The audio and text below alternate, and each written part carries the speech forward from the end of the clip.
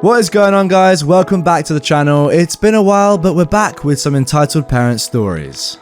Entitled Parent thinks they rented the whole park. I'm at a city park with my kids. We've been to this park a bunch. There is this one spot where there is a rocky hill, all tree covered. Nice and shady on a hot day. There is a playground and a pavilion at the top of the hill. We get up there and I immediately notice loud noises and I'm having to step over cables and extension cords. Someone rented the pavilion and set up not one, but 3 bounce houses around it. Freaking great. So I have to give the disappointing news to my kids that even though they are surrounded by bounce houses, they cannot play in them since this is a private party. But they are free to go hit the playground. Everyone is cool. I sit on a bench as my kids go to town on the fake pirate ship when I hear, "Hey!" That's when Entitled Dad, doing his best to imitate the situation from Jersey Shore, walks up to me and informs me that the playground is closed for a private party. I look at him and inform him that the public park does not close for private parties, and it sounds like he rented the pavilion nearby, which is fine, but doesn't give him exclusive use of the neighboring playground. He storms off and returns with a rental agreement and shoves it in my face, telling me to get my freaking kids and leave. Right, so rental agreement is very clearly for the pavilion, all for the grand sum of $35 for 4 hours. How could any sensible adult think that $35 granted you exclusive use of a public playground? Moreover, why is it so important for you to have exclusive use of any public playground?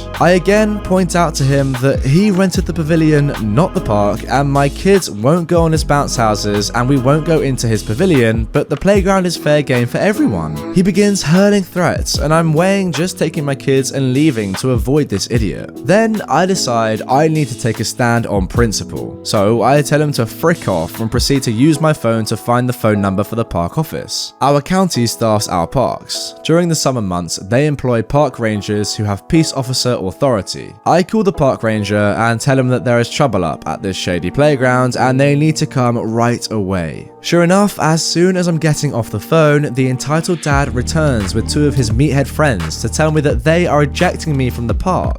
No, you're not, and if you touch me, I'm calling the cops and pressing charges. No anger, no rage. With this promise of action, however, one of them kind of widens his eyes and steps back, saying to his friend, "Just leave them alone, man." This guy, for some reason, does not want the police coming, and it is very obvious. The ringleader won't back down, however, and tries his best to get in my face, scream, and yell. He grabs my arm, I remove his hand. All of this just as I see the ranger pull up, yell for everyone to step back from one another and come over. This smug effer shoves the rental contract into the chest of the ranger, telling him that I'm trespassing, and he rented this space for the day for his kid's party. Now, normally I don't like posturing by law enforcement, but here it was pretty amusing. So the ranger said, "Touch me again and I'm arresting you." He reads the contract. "This is for renting the pavilion. You have use of the pavilion, but the playground is open for public use." He hands it back. "Also, your permit doesn't allow you to set up bounce houses. Where did you plug these in?" The ranger follows the extension cords and sees that they ran them to the nearby public bathrooms. There was an outdoor outlet. It was locked. This dude cut the lock off so he could plug in his stuff. The ranger comes back with a broken lock. "Did you cut this lock?"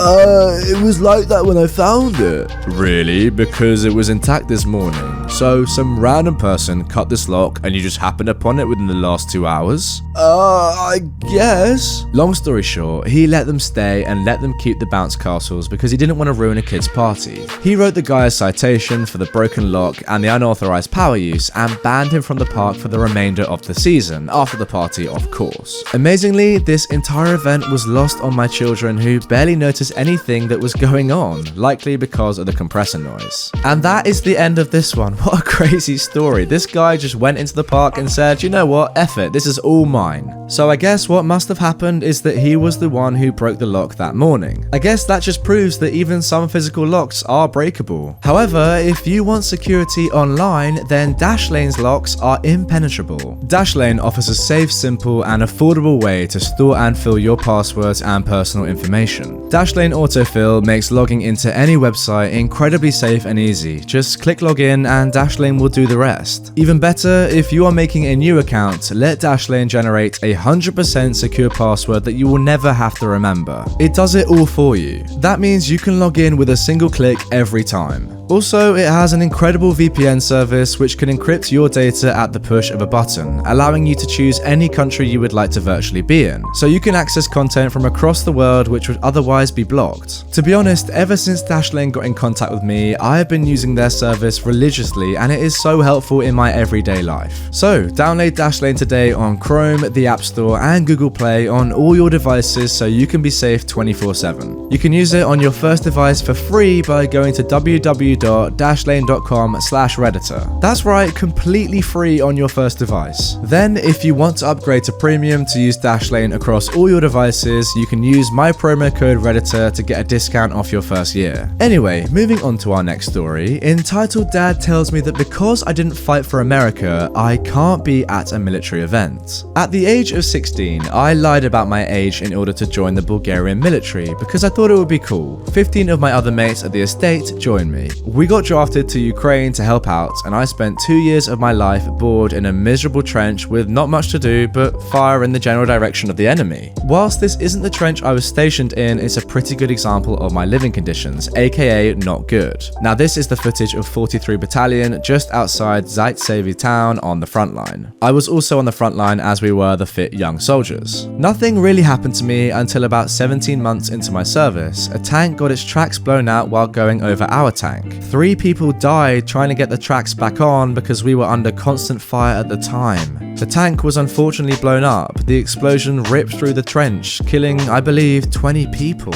A 14-year-old Ukrainian boy who had also lied his way into fighting for his country was speared by a meter-long shard of the tank turret. The officer mercied him as he wasn't killed by the impaling. 3 months after that, the Russians finally broke through our trench. A first contact grenade throw took out a good chunk of our men, and I have received facial scarring from it. Our entire platoon being either wounded, dazed, or dead meant that a full-on assault went unopposed, and the Russians came into our trench and systematically wiped out the entire platoon. I was shot 3 times in the chest and played dead. Luckily, they thought that was enough and left me be. They moved on further down the trench where they were eventually stopped by reinforcements. I was taken away to hospital and was the only one from my battalion to make it. 6 others later died in hospital. After about 6 months of physical therapy, I was allowed to leave hospital. This was when they discovered that I had only just turned 18 and I was discharged. The men I'd signed up with, the men I'd known my entire life, were dead. The worst experience was when I turned the corner into my old estate. Lining the streets were expectant mothers waiting for their child to come home from the war, but I was the only one to walk down that road and I hated every second of it. I joined the war a foolish child, excited by the thought that I would be in battle. I left a shell with facial scarring, respiratory problems, severe PTSD and survivor's guilt. Now I know that kind of took an unrelated turn, but I promise you that is very much needed context for what is to come, and it was nice to finally tell someone. So my girlfriend learned of a local thing where veterans go to tell war stories and get drunk. I didn't want to go because I don't really consider myself a veteran. I only served for just under 2 years, but she added that still serving members of the military also go and that she was sure they'd let me in. After a few days of pestering me, telling me that it would be good to meet others who had a similar experience, and a promise that was very convincing, if you get my drift, ultimately meant that I went to this meetup. The first few hours were great. I got to hear a lot of great stories from Vietnam's vets, Korea vets, and Iraq vets.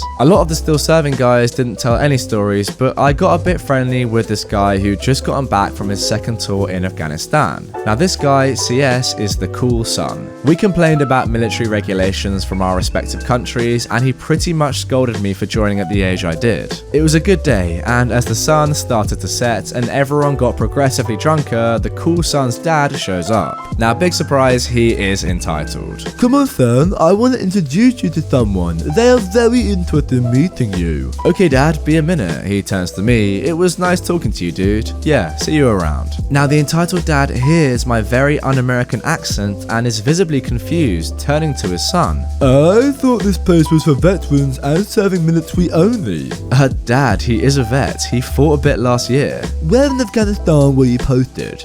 I wasn't. Well then how could you have fought last year? You do realise that there are other wars going on in other parts of the world? Yes, of course I do, but why would you be at an American veteran meetup if you aren't a veteran? Dad, he is a veteran. He fought last year in Ukraine, like I said. Yes, well, he didn't fight in an American war, so why should he be allowed to just American events? He didn't fight for this country, he shouldn't be allowed to be here. Sir, That accent, I recognize it. You're Russian. Well, I had fun blasting the Commie F's Viet Minh in Nam, and while I was there, I was just waiting to have a crack at you guys. What makes you think that after your country went against us, you should be allowed here, with people who fought against your kind? I'm not Russian, I was fighting against them, and even if I was Russian, what would that matter? I fought to protect a small nation, defending itself from a global superpower. I suffer because of it. Everyone here has been through war, so why should I give a frick that you personally have a problem with me? The entitled dad stares at me for a while. My son has been through much worse than you. You should be giving him the respect he deserves. The cool son tries to cut in, but is silenced by a wave of his father's hand. Look, I don't care what backwater eastern country you fought for. This is an event for American veterans. As in, people who fought